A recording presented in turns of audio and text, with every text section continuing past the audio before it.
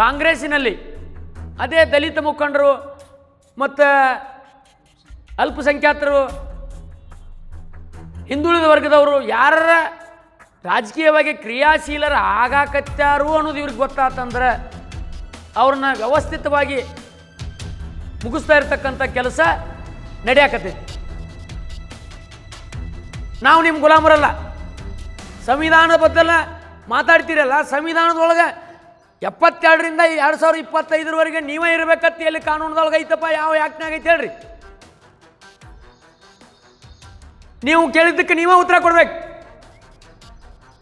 ಇವತ್ತೇ ಅವ ದಲಿತ ಹಿಂದುಳಿದ ವರ್ಗದ ಒಬ್ಬ ನಾಯಕನ ನೀವೇನು 15 ವರ್ಷದಿಂದ ಅವನು ಇಟ್ಟಿರಿ, ಅವನು ತೆಗಿಬೇಕಂತ ಮಾಡಿರಿಲ್ಲ, ಅದಕ್ಕೆ ನಮ್ಮ ಸಂತೋಷ ಐತಿ, ತೆಗಿರಿ, ಬೇಡ ಅನ್ನಂಗಿಲ್ಲ.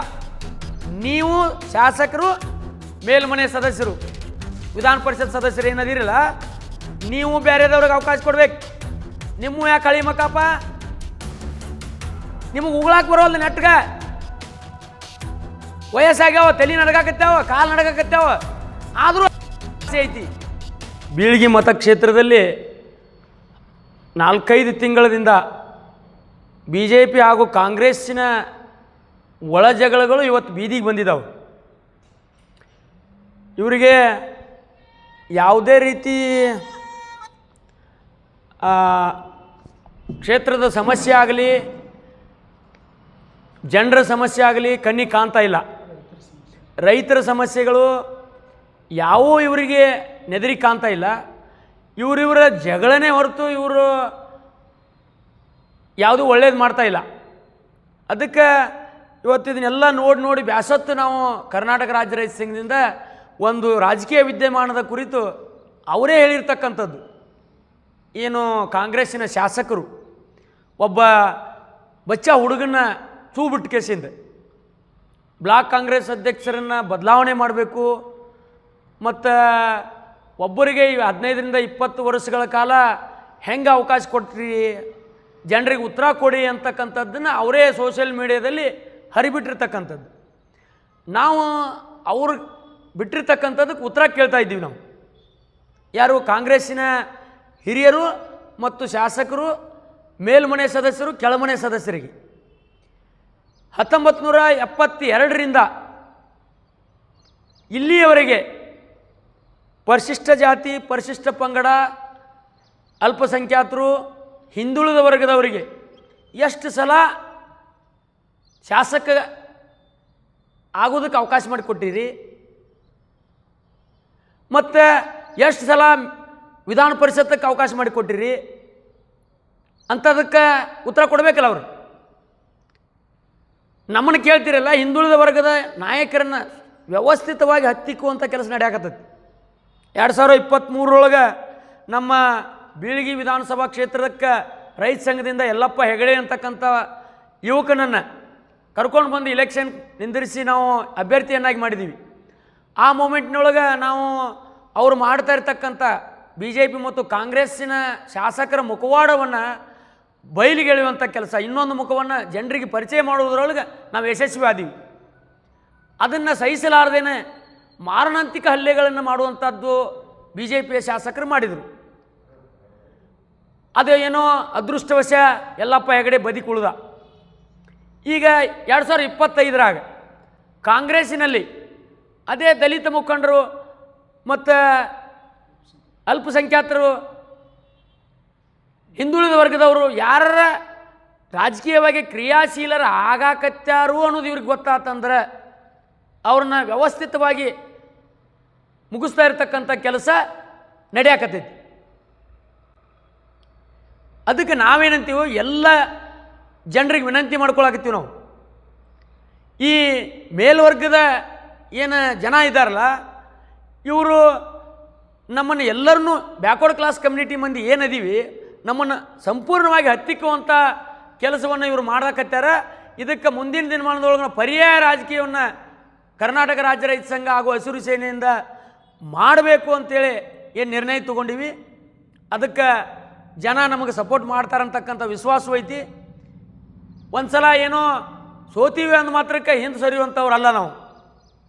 ಅದನ್ನು ಜರ್ ಕಡ್ತಾ ಇವ್ರು ಏನಾದರೂ ಬಿ ಜೆ ಪಿ ಕಾಂಗ್ರೆಸ್ನವ್ರು ತಿಳ್ಕೊಂಡಿದ್ರೆ ಅವರಂಥ ಮೂರ್ಖರ ಇನ್ನೊಬ್ಬರು ಯಾರೂ ಇಲ್ಲ ಅಂತ ನನ್ನ ಭಾವನೆ.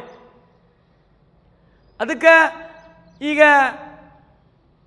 ಇನ್ನೊಂದು ಕಡೆ ಕೊಟ್ಟಾನ ಮಂಡಪ ಹುಡುಗ ಇಲ್ಲಿ ಬಂದು ಪ್ರೆಸ್ ಮೀಟ್ ಮಾಡಿ ನನಗೆ ಜೀವ ಬೆದರಿಕೆ ಹಾಕಕತ್ತಾರ, ನನಗೆ ತೊಂದರೆ ಕೊಡಾಕತ್ತಾರ ಎಸ್ ಪಿ ಅವ್ರು ಕಂಪ್ಲೇಂಟ್ ಮಾಡಿವಂತ ಪ್ರೆಸ್ ಮೀಟ್ ಮಾಡ್ಯಾರ. ನಾವೇನಂತೀವಿ, ನಿಮಗೆ ಜೀವ ಬೆದರಿಕೆ ಹಾಕೋದಕ್ಕೆ ಆಗಲಿ ನಿಮ್ಮನ್ನು ತೇಜವಧೆ ಮಾಡೋದಕ್ಕಾಗಲಿ ಯಾರೂ ಮಾಡ್ತಾ ಇಲ್ಲ. ನೀವೇ ನಮ್ಮನ್ನು ಹಿಂದುಳಿದ ವರ್ಗದವ್ರನ್ನ, ಪರಿಶಿಷ್ಟ ಜಾತಿ ಪರಿಶಿಷ್ಟ ಪಂಗಡದವ್ರನ್ನ ಮತ್ತು ಅಲ್ಪಸಂಖ್ಯಾತರನ್ನ ಗುಲಾಮರಂತೇಳಿ ಇಟ್ಕೊಂಡು ನೀವು ಮೆರಿಬೇಕಂತ ನೀವು ಮಾಡಾಕತ್ತೀರಿ ಅಂತಕ್ಕಂಥದ್ದು ಮೇಲ್ನೋಟಕ್ಕೆ ನಮಗೆ ಕಂಡು ಬರಾಗ್ತದೆ. ನಾವು ನಿಮ್ಮ ಗುಲಾಮರಲ್ಲ. ಸಂವಿಧಾನದ ಬದ್ದಲ್ಲ ಮಾತಾಡ್ತೀರಲ್ಲ, ಸಂವಿಧಾನದೊಳಗೆ 72ರಿಂದ 2025 ನೀವೇ ಇರಬೇಕಂತ ಎಲ್ಲಿ ಕಾನೂನದೊಳಗೆ ಐತಪ್ಪ? ಯಾವ ಯಾಕ್ನಾಗ ಐತೆ ಹೇಳ್ರಿ? ನೀವು ಕೇಳಿದ್ದಕ್ಕೆ ನೀವೇ ಉತ್ತರ ಕೊಡ್ಬೇಕು. ಇವತ್ತು ನಮ್ಮವ ಅವ ದಲಿತ ಹಿಂದುಳಿದ ವರ್ಗದ ಒಬ್ಬ ನಾಯಕನ ನೀವೇನು 15 ವರ್ಷದಿಂದ ಅವನು ಇಟ್ಟಿರಿ, ಅವನು ತೆಗಿಬೇಕಂತ ಮಾಡಿರಲ್ಲ, ಅದಕ್ಕೆ ನಮ್ಮ ಸಂತೋಷ ಐತಿ, ತೆಗಿರಿ, ಬೇಡ ಅನ್ನಂಗಿಲ್ಲ. ನೀವು ಶಾಸಕರು, ಮೇಲ್ಮನೆ ಸದಸ್ಯರು, ವಿಧಾನ ಪರಿಷತ್ ಸದಸ್ಯರು ಏನದಿರಲ್ಲ, ನೀವು ಬೇರೆದವ್ರಿಗೆ ಅವಕಾಶ ಕೊಡ್ಬೇಕು. ನಿಮ್ಮ ಯಾಕೆ ಕಳಿ ಮಕ್ಕಪ್ಪ? ನಿಮಗೆ ಉಗುಳಾಕ ಬರೋಲ್ಲ, ನೆಟ್ಗ ವಯಸ್ಸಾಗ್ಯಾವ, ತಲೆ ನಡ್ಗಾಕತ್ಯಾವ, ಕಾಲು ನಡ್ಗಾಕತ್ಯಾವ, ಆದರೂ ಆಸೆ ಐತಿ. ಮಂದಿಗೆ ಸರ್ವಾಧಿಕಾರ, ಇಂಗ್ಲೆಂಡಿನ ಸರ್ವಾಧಿಕಾರ ನೆಂಪಕ್ಕೈತಿ ಅಂತಕ್ಕಂಥದ್ದು ಸೋಷಿಯಲ್ ಮೀಡಿಯಾದಾಗ ಬಿಡ್ತೀರಲ್ಲ, ನಿಮ್ಮದು ಯಾವ ಸರ್ವಾಧಿಕಾರ ರೀ? ಒಬ್ಬ ತಾಲೂಕಿನೊಳಗೆ ಹಿಂದುಳಿದ ವರ್ಗದವನ CPI ತಂದಿರಿ, ನಿಮ್ಮ ಮಾತು ಕೆಲವೊಂದು ಲೋಕಲ್ ಇದ್ದವ್ರನ್ನ ತಂದಿರಿ, ಅವರು ಸರಿಯಾಗಿ ಯಾರ್ದು ಕೆಲಸ ಮಾಡ್ತಾ ಇಲ್ಲ.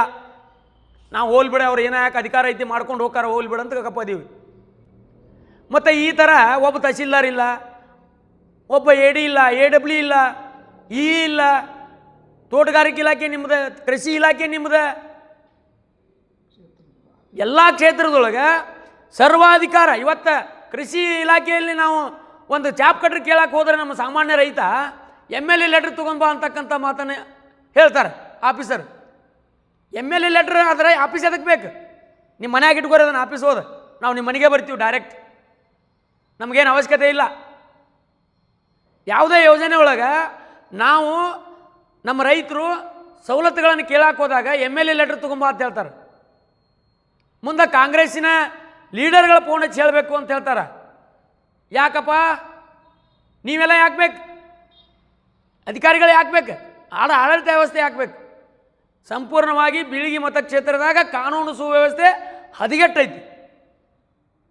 ಹದಗೆಟ್ಟು ಪ್ರಾಮಾಣಿಕರಿಗೆ, ಒಳ್ಳೆಯವರಿಗೆ ಅಲ್ಲಿ ಬದುಕಕ್ಕೆ ಅವಕಾಶ ಇಲ್ಲಾಗೈತಿ. ದಯಮಾಡಿ ನಾ ಮಾಧ್ಯಮ ಸ್ನೇಹಿತರಿಗೆ ಇಷ್ಟ ವಿನಂತಿ ಮಾಡ್ತೀನಿ, ಯಾರು ಅನ್ಯಾಯ ಮಾಡ್ಯಾರ, ಯಾರು ಒಳ್ಳೇದು ಮಾಡ್ಯಾರ, ನಮಗಿಂತ ಹೆಚ್ಚಾಗಿ ನಿಮ್ಮ ಎದುರಿಗೆ ಬೀಳ್ತಾರೆ ಅವರು. ನಾವು ಅನ್ಯಾಯ ಆದಾಗ ಬಂದು ನಿಮ್ಮ ಮುಂದೆ ಹೇಳ್ತೀವಿ, ನೀವು ದಿನನಿತ್ಯ ನಿಮ್ದು ಅಗದದು. ದಯಮಾಡಿ ಬೀಳಿಗಿ ಮತಕ್ಷೇತ್ರ ಬದಲ ಒಂದು ಸ್ವಲ್ಪ ತಾವೆಲ್ಲರೂ ನಮಗೆ ಕೈ ಜೋಡಿಸ್ರಿ, ಅದನ್ನು ಸರಿ ಮಾಡುವಂಥ ನಿಟ್ಟಿನೊಳಗೆ ನಾವು ನೀವು ಕೂಡಿ ಪ್ರಯತ್ನ ಮಾಡೋಣ ಅಂತೇಳಿ ನಾನು 2 ಮಾತು ಮುಗಿಸ್ತೇನೆ. ಸರ ಇದು ಹ್ಞೂ ರೀ, ಇದಕ್ಕೆ ಸರ ನಾವೇನು ಅನ್ನಕತ್ತೀವಿ ರೀ, ಇವರಿವರ ಜಗಳದಾಗ ಕ್ಷೇತ್ರದ ಅಭಿವೃದ್ಧಿ ನಿಂತುಬಿಡೋದು ಸರ್. ಕ್ಷೇತ್ರದ ಅಭಿವೃದ್ಧಿ ನಿಂತೈತಿ ಇವ್ರ ಜಗಳದಾಗ. ಇವರು ಮಾಡೋದ್ರಿಂದ ಕ್ಷೇತ್ರದ ಅಭಿವೃದ್ಧಿ ಹಾಳಾಗಕತ್ತೈತಿ. ಇವ್ರು ಜಗಳ ಮಾಡ್ಕೋತ ಕೂತ್ರಂದ್ರೆ ಮನಸ್ತಾಪ ಆಗಿ ಕೆಲಸನ ಮಾಡಂಗಿಲ್ಲ. ನಾವೇನಂತೀವಿ, ನೀವು ಕೇಳೋದು ಕರೆಕ್ಟ್ ಐತವ, ಅವ ಯಾವ ಹುಡುಗ ಬಂದು ಕೇಳ್ಯಾನಲ್ಲ, ಇವ 15 ವರ್ಷ ಯಾಕದಾನ, ಇವ್ನು ತೆಗಿಬೇಕಂತ ಕೇಳಿದ್ದು ನಾವು ತಪ್ಪತ್ತು ಅನ್ನಂಗಿಲ್ಲ ಅವಂಗ. ಅವ್ರ ಪಕ್ಷದ್ರಿ ಹಾಂ ರೀ, ನಾವೇನು ಹೇಳಕತ್ತೀವಿ ರೀ ಸರ, ಇವರಿವರ ಜಗಳದಾಗ ಹಿಂದುಳಿದ ವರ್ಗದವರಿಗೆ ಅನ್ಯಾಯ ಆಗಾಕತ್ತೈತಿ. ಇದನ್ನು ಸರಿ ಮಾಡಬೇಕಲ್ಲ, ಯಾಕೆ ಮಾಡಿಲ್ಲ? ಕಾಂಗ್ರೆಸ್ಸಿನ ಹಿರಿಯ ಶಾಸಕರು ಹಿರಿಯರದಾರ, ಅವ್ರು ಯಾಕೆ ಮೌನ? ಯಾಕೆ ನೀವು ನಿಮ್ಮದೇ ಬಗೆಹರಿಸ್ಕೊಂಡ ಕ್ಷೇತ್ರದ ಅಭಿವೃದ್ಧಿ ಮಾಡಬೇಕಲ್ಲ. ಯಾವ ಹಳ್ಳಿ ಒಳಗೆ ಹೋಗ್ರಿ, ಒಂದು ಅಭಿವೃದ್ಧಿ ಕೆಲಸ ಇಲ್ಲ.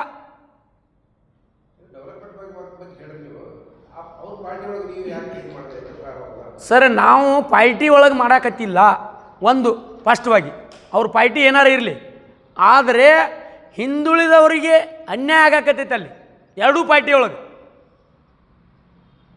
ಇವತ್ತು ನಾನು ಬಿ ಜೆ ಪಿಯವ್ರಿಗೂ ಕೇಳ್ತೀನಿ, ಕಾಂಗ್ರೆಸ್ನವ್ರಿಗೂ ಕೇಳ್ತೀನಿ, ಎಷ್ಟು ಜನ ಪರಿಶಿಷ್ಟ ಜಾತಿ ಪರಿಶಿಷ್ಟ ಪಂಗಡದವ್ರನ್ನ ಬೆಳೆಸಿರಿ, ಅಲ್ಪಸಂಖ್ಯಾತರನ್ನ ಬೆಳೆಸಿರಿ, ಹಿಂದುಳಿದ ವರ್ಗದವ್ರನ್ನ ಯಾರನ್ನ ಬೆಳೆಸಿರಿ ಹೇಳಬೇಕಲ್ರಿ ಉತ್ತರ. ಇವತ್ತು ಒಬ್ಬ ಅಲ್ಪಸಂಖ್ಯಾತ ಹಿಂದುಳಿದ ವರ್ಗದವ ಯಾವಾರ ಮ್ಯಾಲ ಕೇಳಾಕತ್ಯಾನ ಅಂದ್ರೆ ಅವನು ಹತ್ತಿಕ್ಕುವಂಥದ್ದು, ಅವನು ಕೊಲೆ ಮಾಡುವಂಥದ್ದು ಇವರು ಪ್ರಕ್ರಿಯೆ ನಡೆದಾವೆ. ಇದು ಯಾಕೆ? ಇದನ್ನು ಕಾನೂನು ಸುವ್ಯವಸ್ಥೆ ಕಾಪಾಡಂಗಿಲ್ಲ ಯಾಕೆ? ಮತ್ತು ಮೇಲ್ವರ್ಗದವ್ರು ಕಂಪ್ಲೇಂಟ್ ಕೊಟ್ಟರೆ ಗಮನ ತೊಗೊಂಡ್ಬಿಡ್ತಾರೆ ಪೊಲೀಸ್ ಇಲಾಖೆ ಒಳಗೆ. ಕೆಳವರ್ಗದವ್ರು ಯಾರು ಕಂಪ್ಲೇಂಟ್ ಕೊಡೋಕೆ ಹೋದ್ರಂದ್ರೆ ಅದನ್ನು ವಿಚಾರ ಮಾಡ್ತೀವಿ ಅಂತಾರೆ. ಇದು ಯಾಕೆ? ಆಡಳಿತ ವ್ಯವಸ್ಥೆ ಸರಿ ಆಯಿತೋ ಅಥವಾ ಇಲ್ಲೋ ಅಂತಕ್ಕಂಥದ್ದು ಮೇಲ್ನೋಟಕ್ಕೆ ನಿಮ್ಗೆ ಕಂಡು ಬರಾಕ್ತತ್ತಲ್ಲ, ನಮಗೂ ಕಂಡು ಬರಾಕ್ತದೆ.